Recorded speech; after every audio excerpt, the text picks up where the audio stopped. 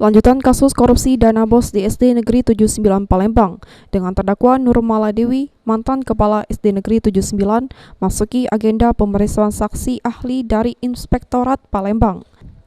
Juru pemeriksaan ahli terungkap, namun juru kasus ini pemeriksaan kerugian negara berdasar ke metode berdasar ke dokumen.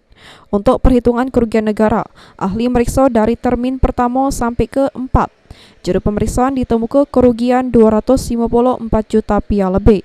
Sudah itu, saksi pun mengungkap ke LPJ yang dibikin terdakwa tidak lengkap tapi dana BOS tetap cair. Hal tersebut tidak diperbolehkan.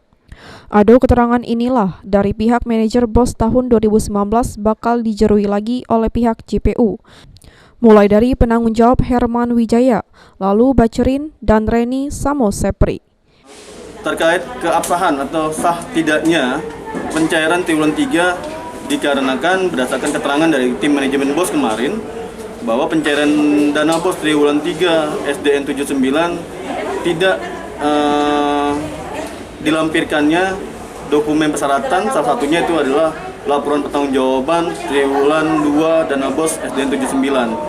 Tapi di triwulan 3 dananya bisa cair seperti itu. Kalau menurut juknisnya itu harusnya tidak bisa dicairkan, dan ahli tadi berpendapat bahwa hal tersebut seharusnya tidak bisa dicairkan.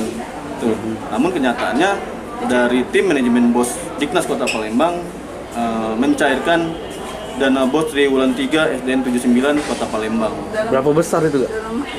Nah, kalau besarannya itu kalau nggak salah sekitar 300-an kalau nggak salah. 300 sampai 200-an. Berarti dalam hal ini ada kecerobohan atau ketidaktelitian pihak dinas ya, Pak?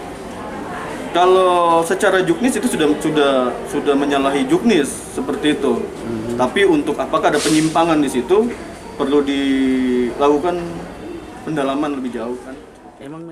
Selanjutnya, majelis hakim yang dipimpin Megapul Manalu nunda lagi persidangan sampai Rabu depan jeru agenda saksi ngeringan ke dari terdakwa. Sri Febriandi, PAL TV.